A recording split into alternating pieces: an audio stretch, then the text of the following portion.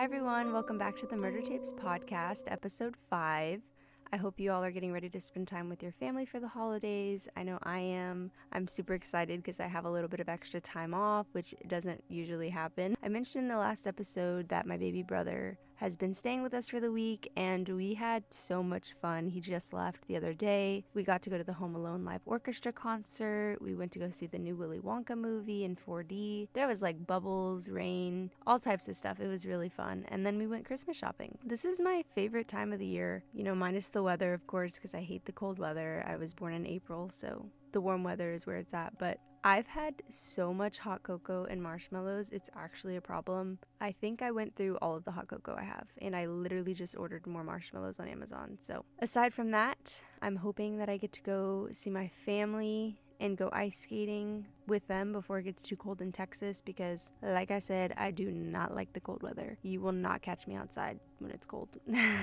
And before we get into the episode, I also just wanted to give a quick shout out to Daisy. She is one of our listeners and she's been looking forward to the longer episodes, so this one's on her request because I decided to pick a super long case that I know about, so I hope you guys enjoy it, and thank you so much, Daisy, and everyone else supporting the podcast. Today we're going to be discussing the murders of Claudia Maupin and Oliver Northup. There's two things that I need to mention before we get started, and the first is that this case is very gruesome, so please be advised. The second is that there is lots of audio from a YouTube channel called Explore With Us that I will be adding in for evidence purposes. So I want to thank them and give them full credit for providing full video interviews and audio. Please check out their channel, it's one of my favorites and it's done very well. On April 14th, 2014, 76-year-old Claudia Maupin and 87-year-old Oliver Northup were tortured, murdered, and mutilated at their condominium in South Davis, California. The perpetrator,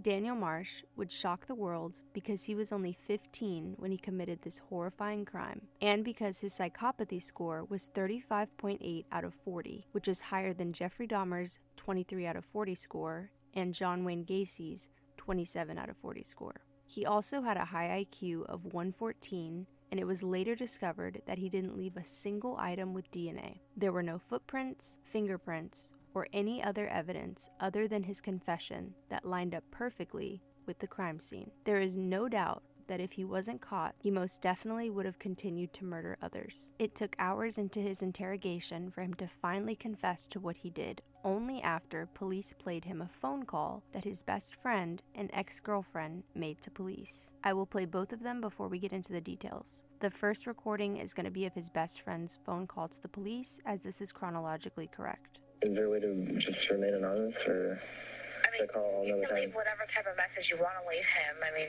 You don't choose to leave your phone number, but the only hard thing is in case, I guess, they would have more questions. If you don't want to leave your real name, that's fine. You can make up a name or at least a contact number so they could at least just call you back if they had more questions. I don't know if you'd be willing to do that. Well, I know everything, and it's really scary, actually, because he kind of threatened me and all that. You have, the suspect information? Yes, I know him. He told me everything that happened, everything he did, all the little details. Who am I speaking with? I want to remain anonymous. Is that okay? Okay. What are you calling to report, sir? The double homicide that happened in April this year. What can you tell me about that? Everything, actually. Okay, and how is it that you were able to have all this information about it? The person told me everything. So you know who did it? Yes. Okay, let's start from the beginning. You said he disclosed this to you a few nights after the actual death of these people. Is that correct? Yes. Okay. Why do you think he disclosed it to you, first of all? I can't really answer that because that will give me away. Okay, go ahead and just tell me everything that you told me again. I'm a very close friend of his. I know him better than anyone else. Okay. He's a really good liar. He has a lot of problems, and he has a lot of problems, actually. Okay. So, where do his problems stem from? His problems come from family. He's always had a messed up life, and I've always tried to be there for him. But then after this, I couldn't, because he's gonna hurt more people, and I can't just, I can't.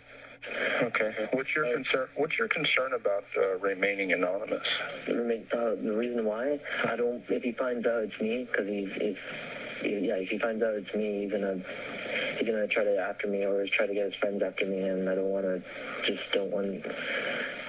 that to happen. I'll now play the audio of his ex-girlfriend's phone call with his best friend.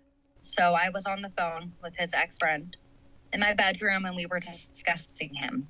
We were discussing how his behaviors were getting more, in our eyes, unstable, how we didn't know quite what he was going to do next. We weren't on the best, terms.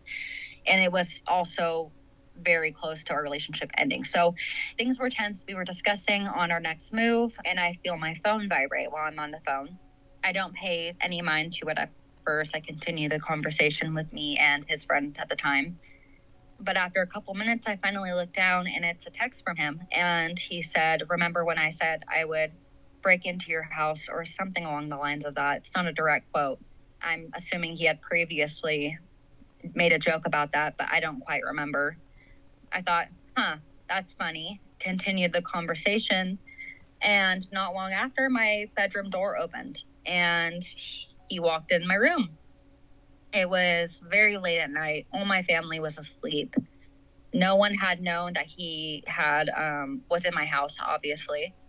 He had apparently broken in through my dog door, my sliding glass door. So he popped the cover off or something and just slid right in there. And I remember just acting like I was on the phone with a girlfriend, and I quickly hung up the phone. I noticed he had a knife in his pocket, and I just played cool. Haha, what are you doing here? This is all a funny joke. Because I'm thinking, if I give off red alarms like, oh my God, I'm scared, this is not cool, if I get angry or whatever, he's gonna attack me, because that's not what he wanted. You know what I mean? When he didn't get his way, he tended to kind of get on the darker side. So I hung up. After a couple of minutes, I texted his friend, but I was unable to continue texting, which really scared him. He thought, that's it, she's dead. Like, he was thinking that he was going to do something to me. So at that point, he had called the cops, and the next morning, I was getting picked up by detectives to go get interrogated. I know that the audio is pretty choppy. It's because the interrogation videos are never fully clear. It's kind of hard to understand. But anyways, during his creepy interrogation, he would mention that on this night, he would walk around Lillard Drive and end near Cowell Boulevard in order to find an unlocked door or window to break into and execute his plan to murder someone that was sleeping. He wore all black clothing, black gloves, black boots, and a black ski mask in order to hide his identity. He carried a buck knife that belonged to his mother and could resemble the knife that was used by Ghostface in the movie Scream.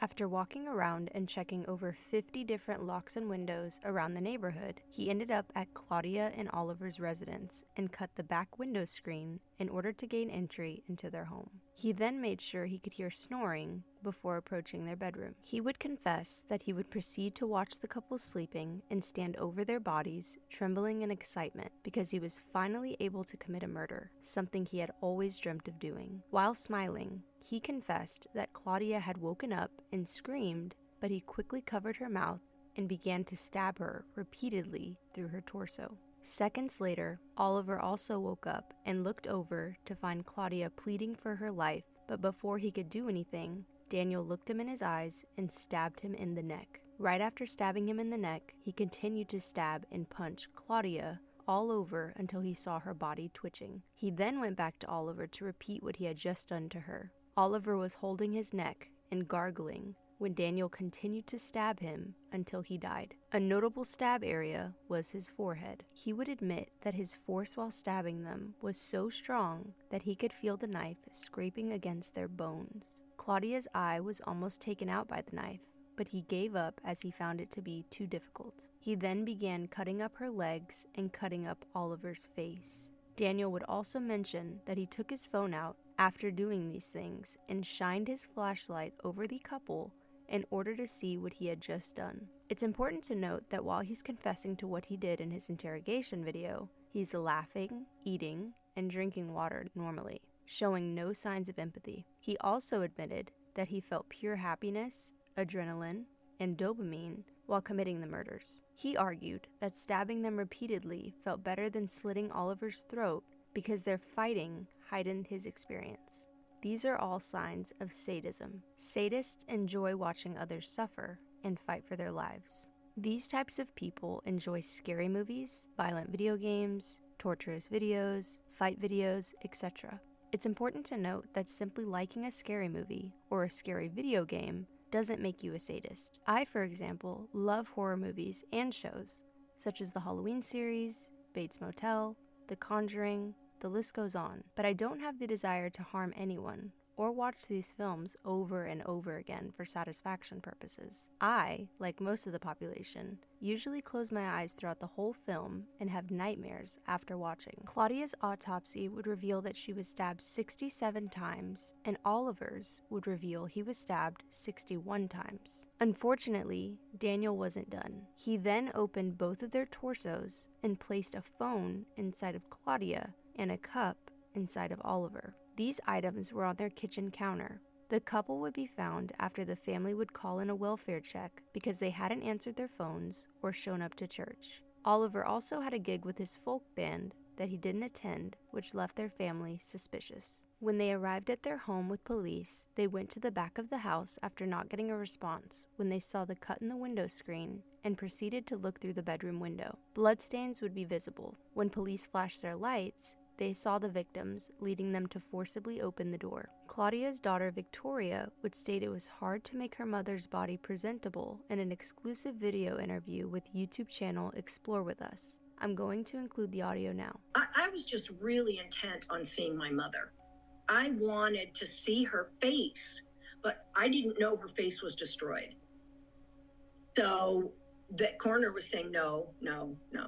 The funeral home was saying no. We're gonna have a closed casket. And I pulled the funeral director aside and I said, hey, look, this is a really close community and family. We need to see my mother's face to say goodbye. I still didn't know that the face was destroyed. I had no idea. I said, look, I think that her throat has been cut, but you could restore her face. And I remember saying that to the mortician, and the mortician's looking, she's kind of looking her eyes around like this, like thinking, can I do this? Can I do this? And she said, okay, we're going to have to get a specialist. So we got a specialist. The woman came.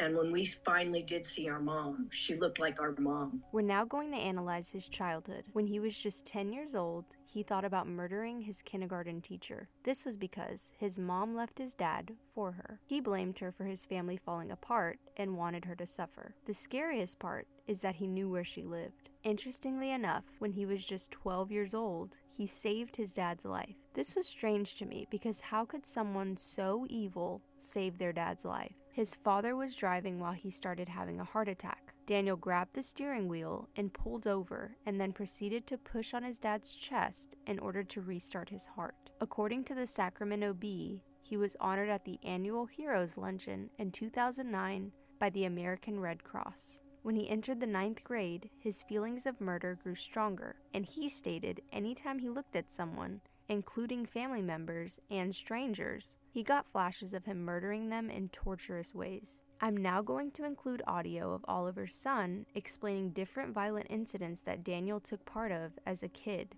and why it's an issue. I believe the first time that the police were called to the school because of him, the second time they were called, he had brought a knife to school. This was afterwards, but he had killed a raccoon in his backyard, and the school counselor was very worried about how much he talked about wanting to kill people. But by the time the police finally got there, at least 2 of the people were gone. 2 of them had to go. So the person who was still there to talk to the police didn't even have the direct information. There's millions of kids with problems. There's millions of kids who feel terrible about themselves. But this is extremely rare to have a kid whose dream is to be a serial killer, who, starting at age 9 or 10, is fantasizing about all the ways he wants to murder people. So, and just to be aware, there's a lot of kids who need help of one kind or another, but there's this very, very small number who just need to be identified as threats. I'm now going to play audio of his ex-girlfriend explaining their relationship. When I met Daniel, I was in 10th grade. I don't remember exactly how old I was, maybe 14, 15. It feels like it was so long ago.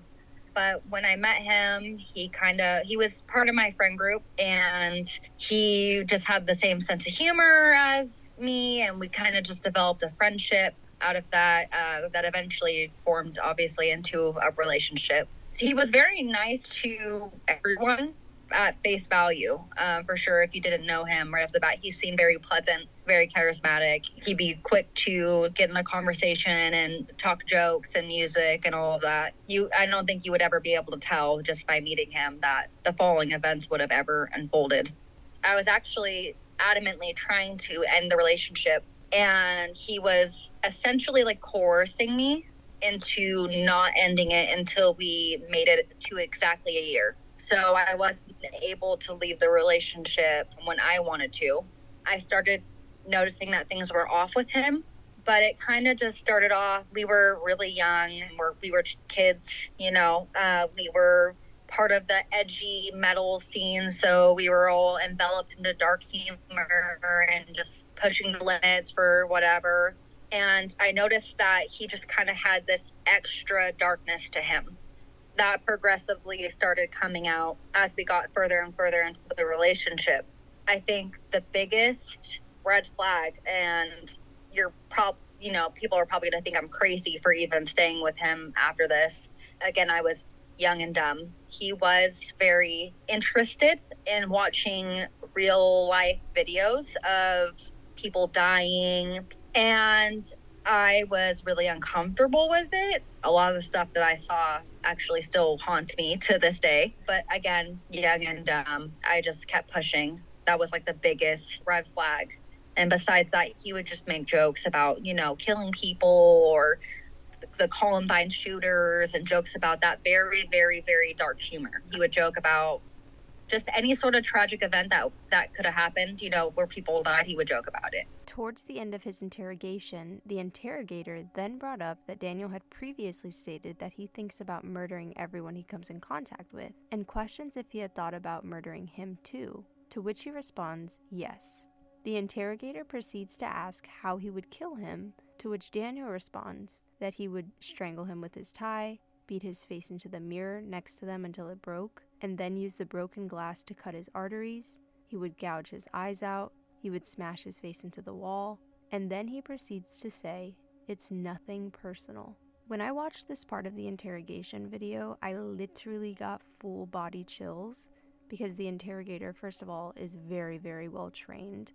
I definitely would not know how to interact in this situation, but you have to stay calm. You have to seem like you're engaged, like nothing phases you.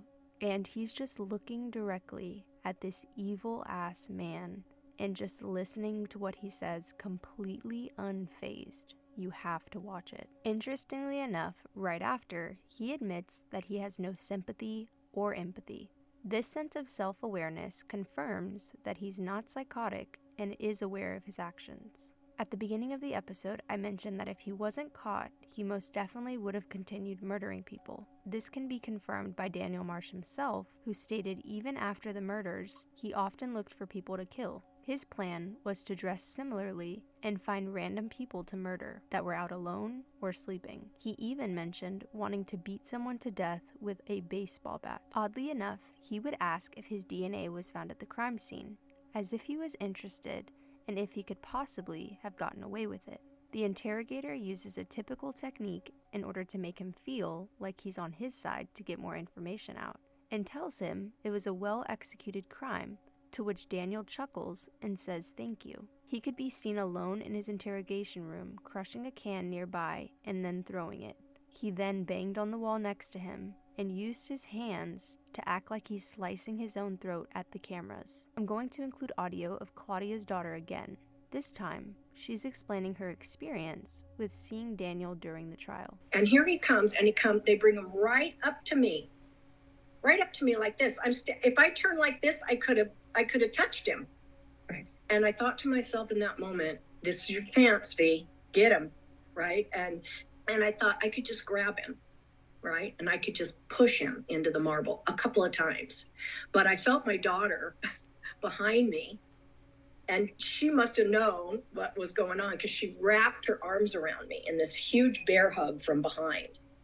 And she says in my ear, Mama, don't do it. Mama, don't touch him.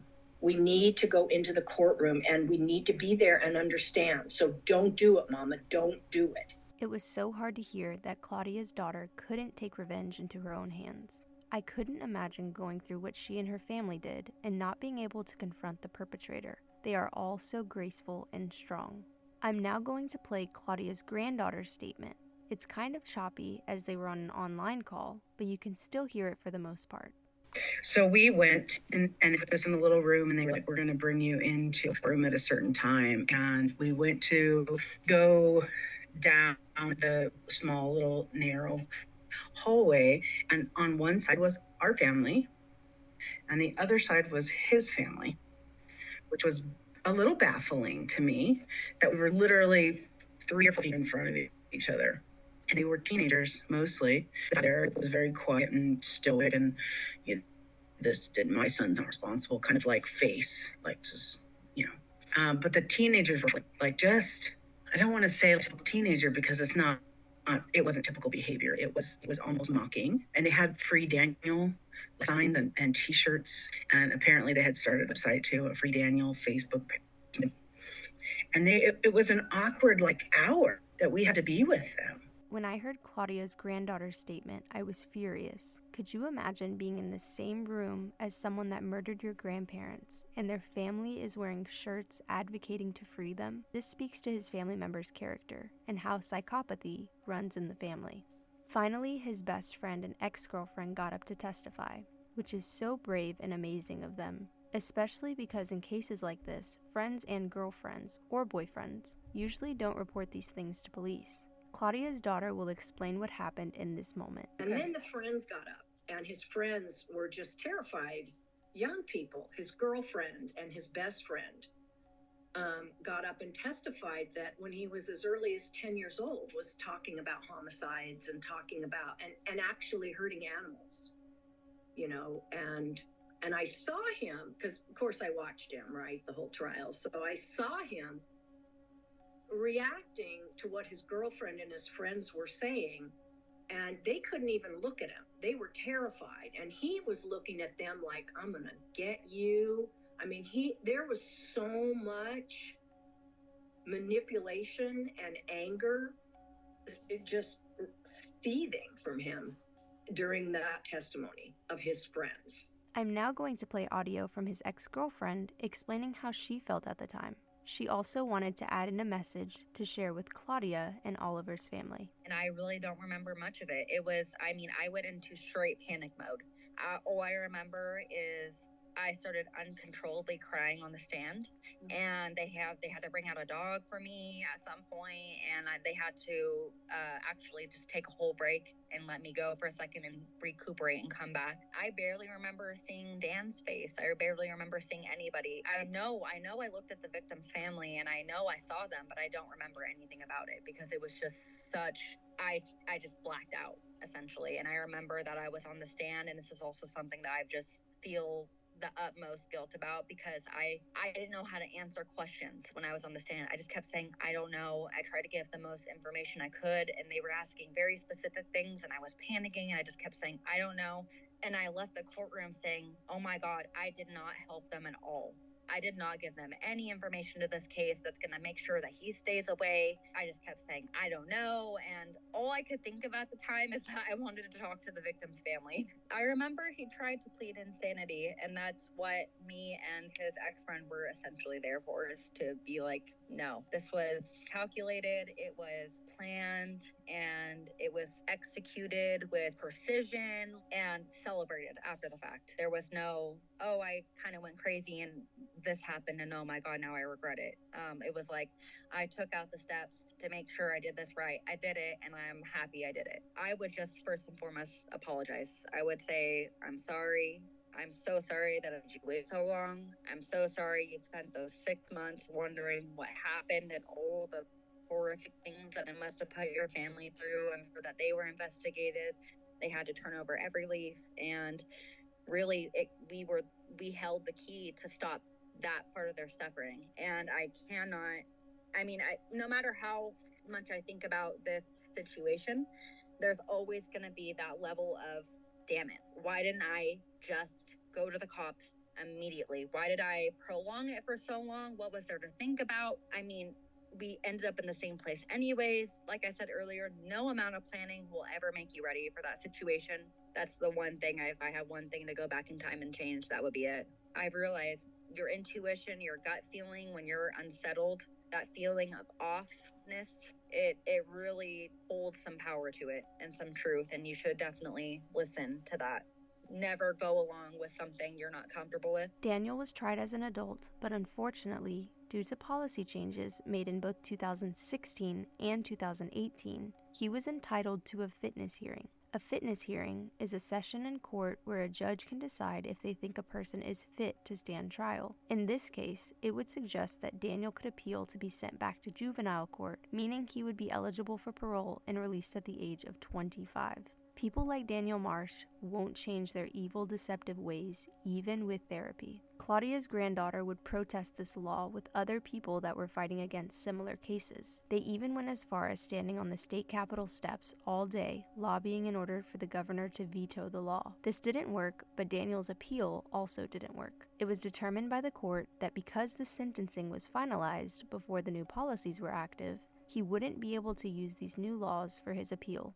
I was so happy to read that these families could finally sleep at night again. I would be absolutely terrified if I was in their shoes. I'd constantly be thinking about if he'd be after me next. He was set to continue his 52 years to life sentence, but unfortunately, since he was a juvenile when he was convicted, as mentioned earlier, he will be eligible for parole in 2037. Here's to hoping that he will stay where he belongs.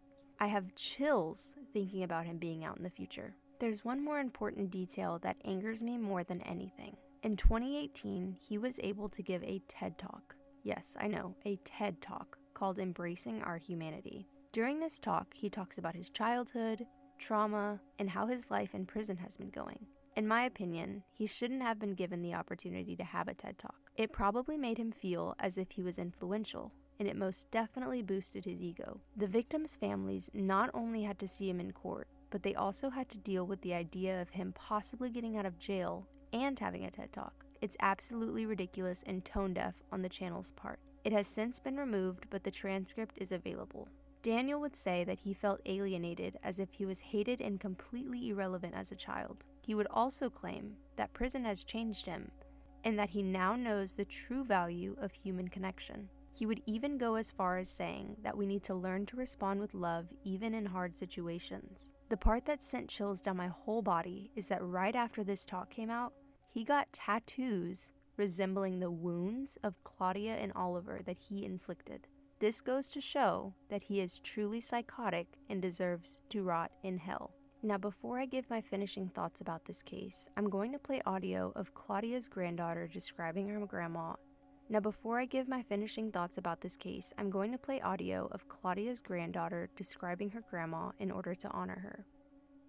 grandma was everything. I looked up to her. She was always happy to see me. Always just had a little pep in her step when she was around me. Even as a really young kid, I just looked up to her and I adored her. Literally down to the way she walked and the way she giggled and the way she just walked into the room and everybody kind of lit up around her. And so when she passed and everybody was telling me that your grandson was my best friend. And I was like, man, she had a lot of best friends. But as time progressed, I realized it's because she valued all those people individually for who they were and listened to them and advised them like she did for me. But she did that with everybody.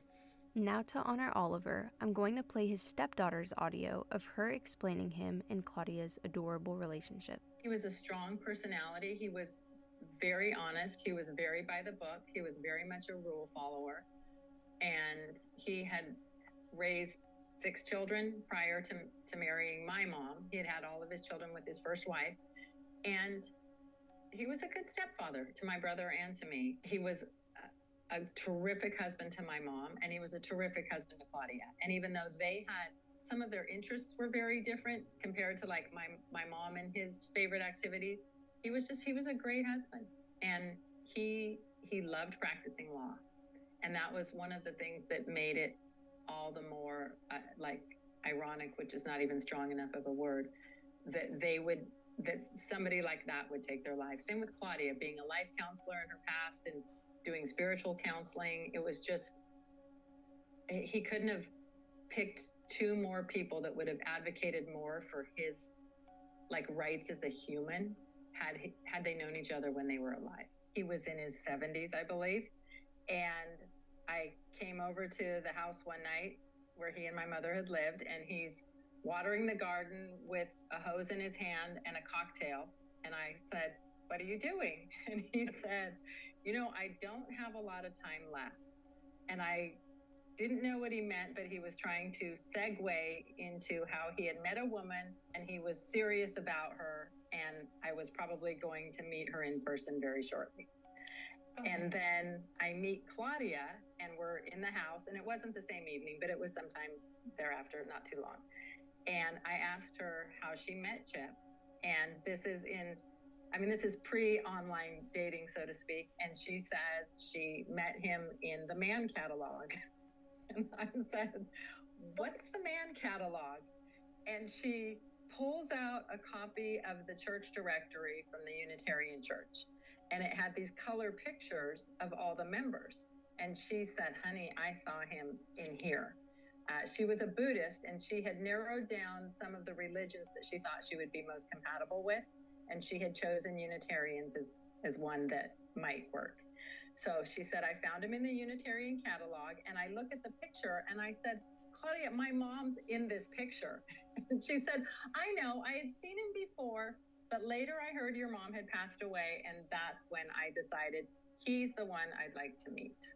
And so we'd always laugh because the Man catalog was the church directory. What a case this was. It truly baffles me every time that I read about how evil people are, especially someone as evil as Daniel Marsh, and the fact that these types of people are all around us. I hope Claudia and Oliver's family feel that they got some sense of justice. I also just want to say thank you so much for listening to this episode and for all of the amazing support. As always, everything will be linked in the show notes. If you'd like to, please leave a rating and save the show. Feel free to follow us on Instagram at Murder Tapes Podcast or on my personal Instagram at Annalisa. I hope to see you on the next one.